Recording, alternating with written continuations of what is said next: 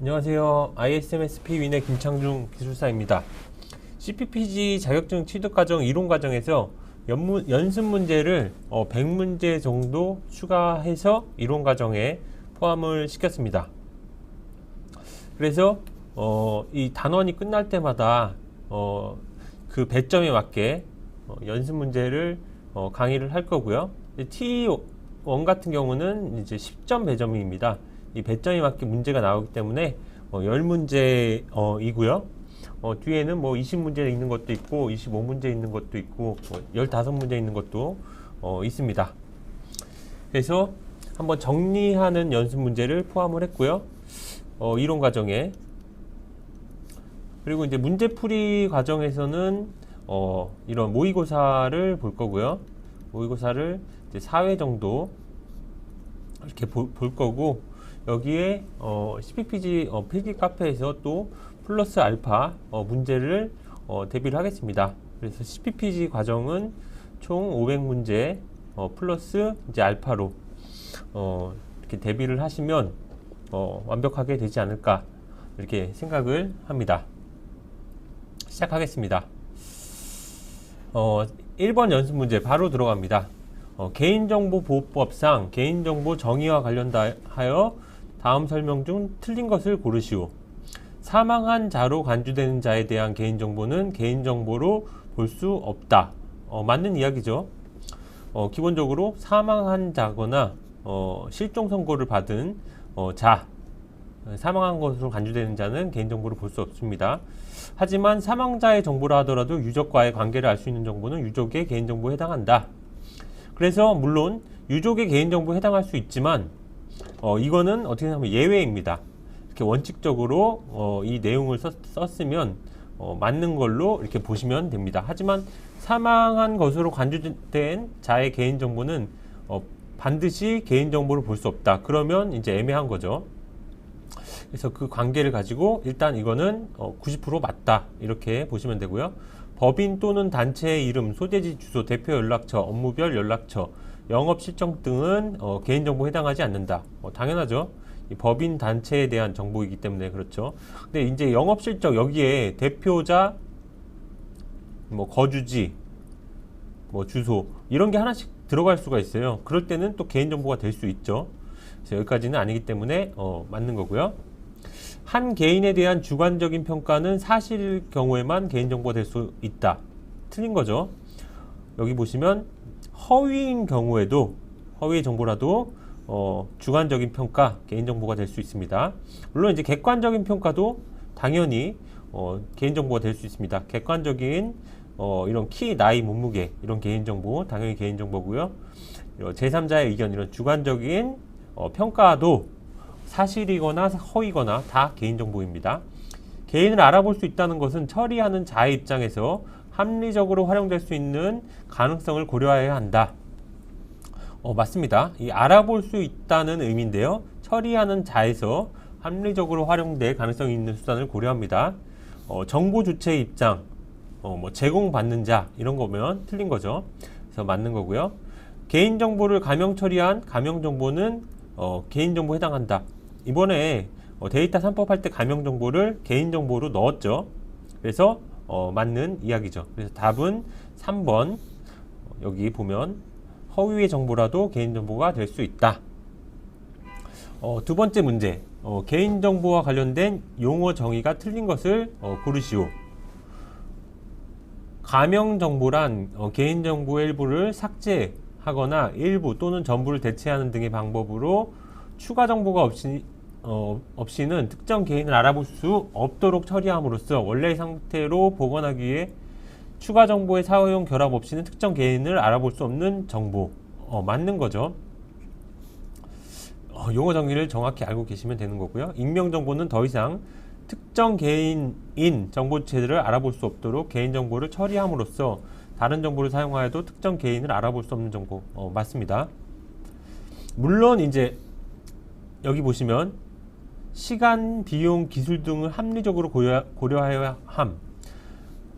어느 정도 이거를 익명 정보를 하더라도 다양한 정보들을 결합을 하면 알아볼 수가 다시 식별이 가능할 수가 있습니다. 하지만 합리적으로 고려해야 된다는 거죠. 사실 이제 뭐 예를 들어서 마산에 사는 뭐 국회의원 1명 그러면은 바로 식별이 되죠. 하지만 마산에 사는 뭐 키가 175 이상인 사람 그러면은 사실 확률적으로 식별 가능성이 어느 정도 뭐 한 50%는 줄 수 있겠지만 하지만 그 정도는 익명 정보로 보는 게 합리적이다. 그 의미고요. 추가 정보란 합법적으로 접근하여 그 지배력을 확보할 수 있는 두 개의 정보를 쉽게 결합하여 특정 개인을 알아볼 수 있는 정보. 이게 무엇일까요? 추가 정보가 아니라 결합 정보입니다. 두 개의 정보를 결합하여 특정 개인을 알아볼 수 있는 정보. 네, 추가 정보라고 여기 나왔는데 추가 정보는 이거죠. 개인 정보의 전부 일부를 대체하는데 이용되는 수단이나 방식, 알고리즘. 그래서 가명 정보와 비교 대조 등을 통해 삭제, 대체된 개인 정보를 복원할 수 있는 정보. 그래서 일반적으로 매핑 테이블, 치환을 하는 거죠. A를 뭐 가로, 그리고 뭐 가명 정보에 사용되는 개인 정보 등 이런 것들을 의미를 하는 거죠. 암호화도 사실 가명화의 하나입니다.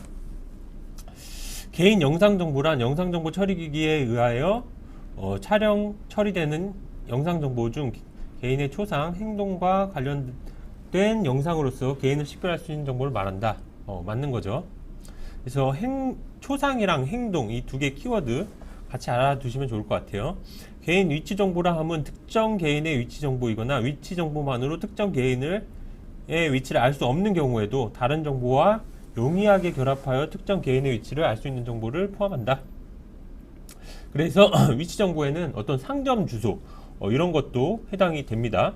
만약에 그 개인이 거기 있었다는 것이 식별이 되면 개인 위치 정보에 해당이 됩니다.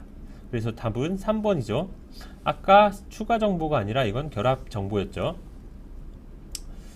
세 번째 문제. 개인정보 유출 시 배상 금액 판정을 위해서 개인정보의 가치 산정 방법을 이용할 수 있다. 설명 중 틀린 것은 첫 번째, 전문가에 의한 사회학적 산정 방식으로 델파이 방식이 있다. 여기 맞습니다.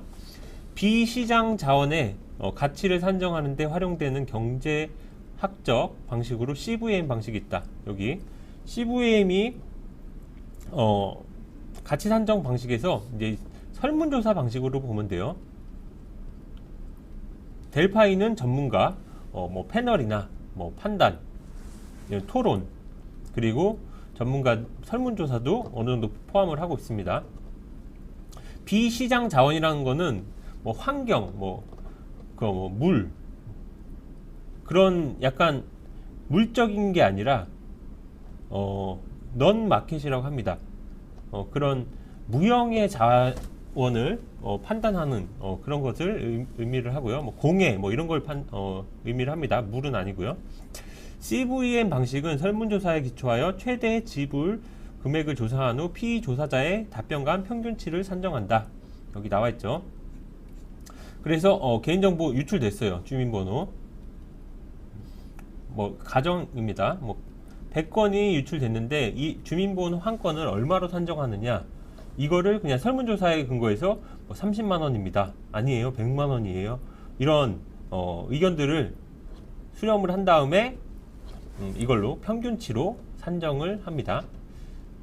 설문조사의 대가로 김영식 기프트 카드를 제공하면 개인정보의 추적성을 제공하지 못하여 적절하지 못하다. 오히려 이 김영식 카드 같은 경우는 이름을 적잖아요. 추적성을 제공하는 걸로 적절하지 못한 게 아니라 적절한 방식 중에 하나입니다. 그래서 답은 4번이고요. 최대 지불 금액 willing to pay로 소비자가 해당 재화의 대가로 지불할 수 있는 최대액을 의미한다. 맞습니다. 그래서 답은 저 4번이고요. 4번 문제. 해외 개인정보보호 제도에서의 개인정보에 대한 설명으로 틀린 것을 고르시오. 글로벌 주요 국가에서 시행되는 개인정보보호법은 대부분 개인정보를 개인을 식별할 수 있거나 식별 가능한 개인에 관한 정보로 규정하고 있다. 맞습니다. 대부분 개인정보가 그래요. 뭐 여기서도 뭐 개인에 관한 정보, 뭐 식별되거나 식별될 수 있는 개인에 관한 모든 정보 거의 대동소이합니다.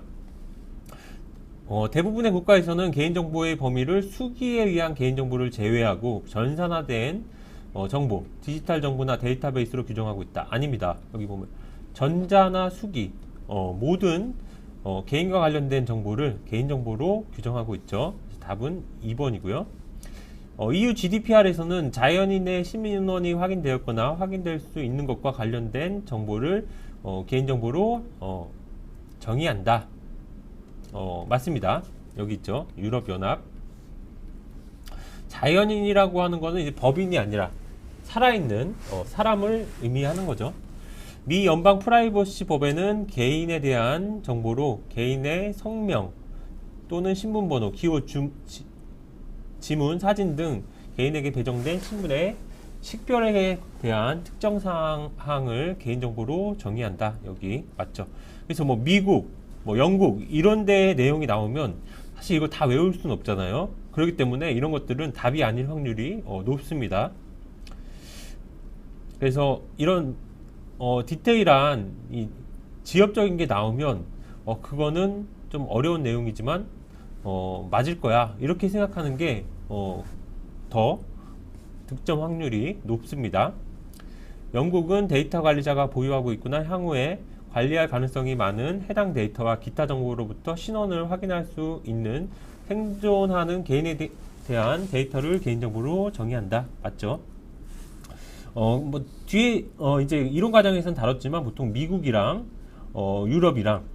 유럽에서 뭐 EU, GDPR 뭐 이렇게 나눈다면 미국은 일반적으로 자율적인 규제죠. 기업 중심.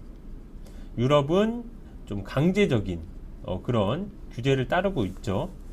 그래서 미국 같은 경우는 이제 기업에게 좀 이렇게 재량을 맡겨서 뭐 가능하면은 그런 뭐 사전 동의 이런 것보다는 사후 규제 이런 차원에서 하고 있고요. 뭐 유럽은 일원화된 이 감독 기구를 두고 있어서 좀 강제적인 규제, 과징금 같은 것도 세고 그렇게 뭐 그리고 또 보호 기술 같은 거를 중앙에서 가이드를 하고 그런 점은 있습니다. 그래서 이제 자발성 면에서는 이런 정부 주체들이 미국의 개인정보 보호 이 윤리의식이 높아질 수 있고 유럽에서는 좀 자발적이지 않기 때문에 그런 거부감이 좀 높아질 수 있는 특징이 있다는 것도 같이 알아두시고요. 5번에 EU GDPR 적용 대상에 대한 설명 중 틀린 것을 고르시오. 이거 굉장히 중요하죠. 두음으로도 지금 했는데 2사 2거제행 이거 반드시 알아두셔야 되고요. 문제를 먼저 보죠. EU 내 사업장을 운영하며 여기서 벌써 EU 내 사업장 2사에 걸리는 거죠. 뒤에 거 사실 볼 필요도 없이 EU GDPR 적용 대상이죠. EU에 거주하는 정보주체라고 하더라도 EU의 사업장을 운영하며 여기까지는 아직 몰라요. EU 내 거주하는 정보주체의 개인정보를 처리하면 EU GDPR 적용 대상이다. 이거는 세모예요. 정보주체 EU 내 거주하는 정보주체의 개인정보를 처리한다 하더라도 조건이 있습니다. 거주자에게 재화나 서비스를 제공하거나 EU 내 거주자의 행동을 모니터링하는 경우에만 해당이 됩니다. 개인정보를 처리한다는 것은 굉장히 많거든요. 뭐 열람, 정정, 삭제, 뭐 기타 등등 굉장히 포괄적인 개념이기 때문에 이거는 꼭 맞다고 볼 수는 없어요. 3번에 EU 영내 컨트롤러 프로세서의 사업장의 활동과 관련된 개인정보 처리는 항상 EU GDPR이 적용된다. 이 영내면은 뭐 당연한 거죠. 이 컨트롤러나 프로세서 다 사업장이 있는 거고 영내에 있기 때문에 이사에서 적용이 되는 거죠. EU 거주자에게 재화나 서비스를 제공하는 경우 거재행이잖아요. 거주자의 재화 이게 이제 4번이고요. EU 내 거주자의 EU 내 행동을 모니터하는 경우 이게 행위죠. 그래서 다 GDPR 적용 대상이고 2번은 세모이기 때문에 답은 2번입니다. 여기 나와 있죠. 상품이나 서비스 제공 그리고 행동 감시하는 경우에만 EU 영내에 거주하는 정보 주체 GDPR 적용 대상입니다. 6번입니다. EU GDPR DPO 데이터 프로텍션 오피서죠. 개인정보 보호 책임자를 의미하는 거죠. 옳은 것은 공공당국의 경우 의무적으로 지정하여야 한다. 맞습니다. 공공당국에서는 뭐 특별한 조건이 없이 지정을 해야 되고요. 그 사항도 조금 넣었어야 됐는데 안 넣었네요. 잠깐 좀 여기서 좀 찾아볼 수는 없네요. 공공당국은 무조건 지정을 해야 되고요. 내부 지정 직원으로 지정은 가능하나 외부인은 지정이 불가능하다. 아닙니다. 외부 DPO도 가능합니다. 그리고 개인정보 처리 목적 수단을 단독 또는 제3자와 공동으로 결정하는 자연인, 법인, 공공기관, 에이전시, 기타 단체를 말한다. 지금 3번 같은 경우는 컨트롤러에 대한 설명이죠. 그래서 이것도 틀린 거고 이것도 틀린 거죠. 4번에 DPO는 복수 사업자의 공동으로 지정할 수 없고 각각 지정해야 된다. 공동으로 지정이 가능합니다. 복수의 사업자에 대해서. 그리고 5번 같은 경우 임무 수행으로 해고나 불이익을 감수해야 한다. 감수하면 안 되죠. 불이익 주는 것을 금지하는 거죠. 그래서 답은 1번입니다. 잠시만 제가 조금 이거 찍다가 조금 아쉬워가지고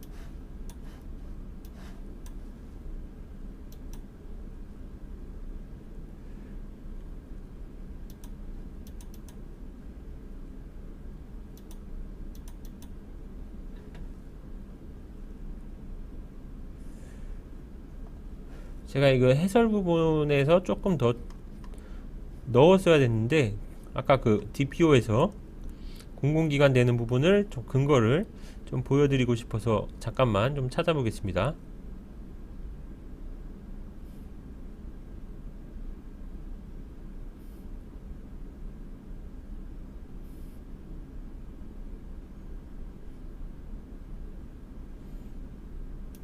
네, 이쪽인데요. DPO 같은 경우 공공기관, 공공당국이나 기관 같은 경우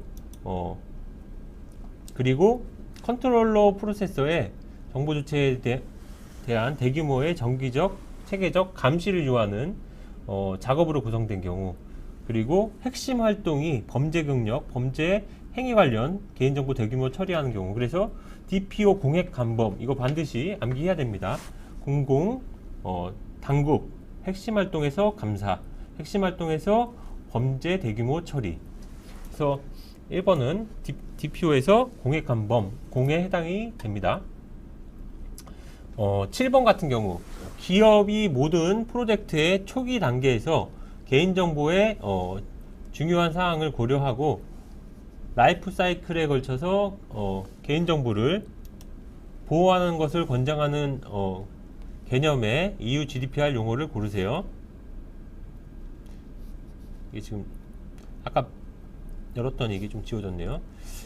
이거 뭐 여기 이제 나오지만 데이터 프로텍션 바이 디자인 앤 바이 디폴트입니다. 이거는 이제 이 문맥을 보고도 맞출 수 있지만 이거는 이제 기본적으로 알아야 됩니다. DPBD입니다. 그래서 이것은 내부 정책과 조치를 이제 채택 시행해야 되는데 개인정보의 최소화, 처리에 필요한 보조치, 감형 처리. 그래서 초기 단계에서 개인정보의 중요한 사항을 고려하고 라이프 사이클 전반에 걸쳐서 개인정보를 보호하는 것을 권장한다.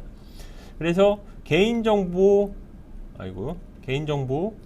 보호 요구사항 이거를 초기에 정의한다 이거죠. 만약에 이게 개발이다 그러면 데브 시크옵스 이런 것처럼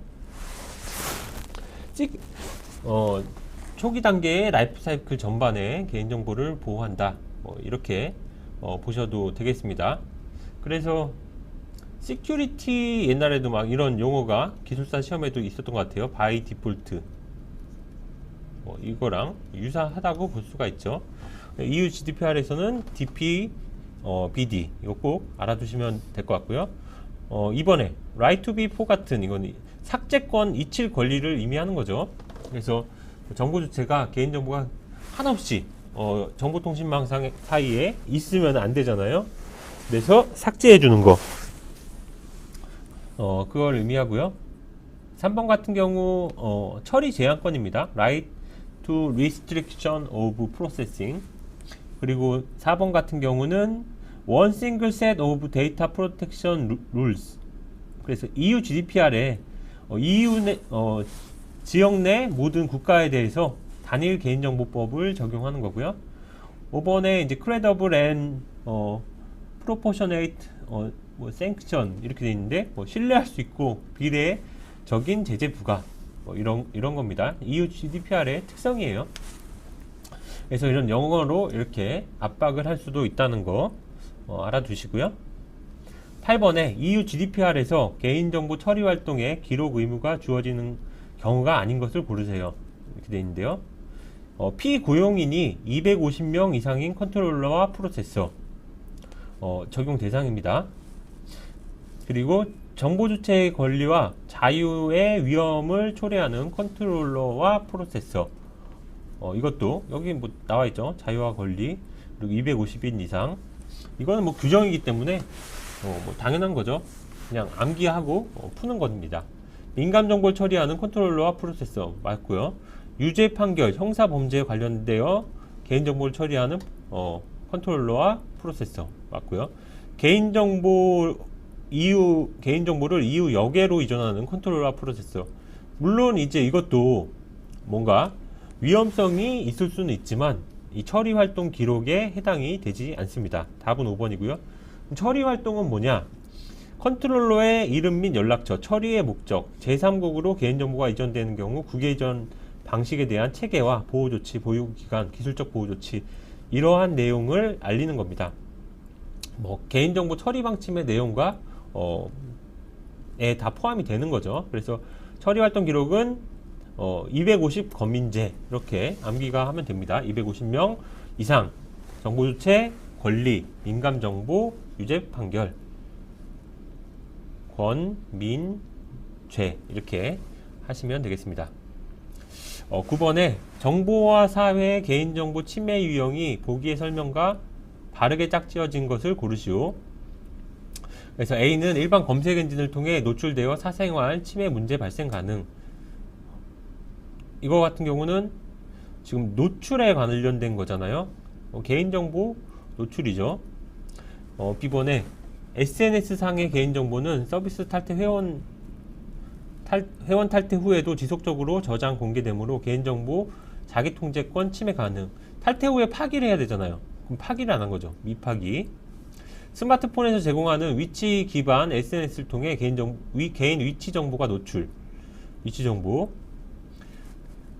D에 지능화된 피싱 기법인 스피어 피싱. 타겟팅 하는 거죠.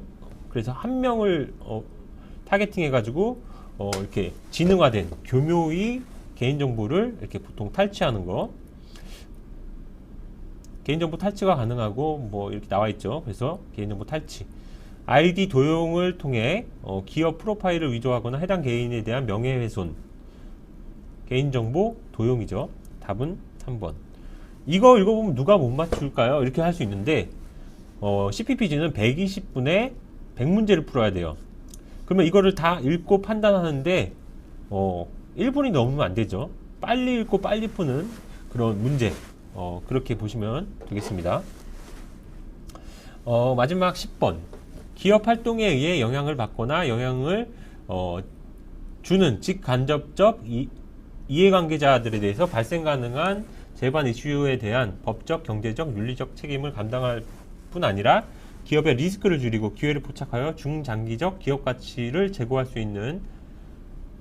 있도록 추진하는 일련의 이해관계자 기반 경영활동. 이것만 봐서 답이 나와야죠. CSR이죠. 이해관계자 관점은 CSR이라고 이제 보시면 됩니다. 그래서 Corporate Social Responsibility, 기업의 사회적 책임을 의미합니다. 그래서 이렇게도 정의하고 있어요. 이익 창출, 이해관계자들의 수요에 부응하기 위해서 이해관계자 나왔죠. 규제에 순응하는 것 이상으로 기업이 노력하는 것.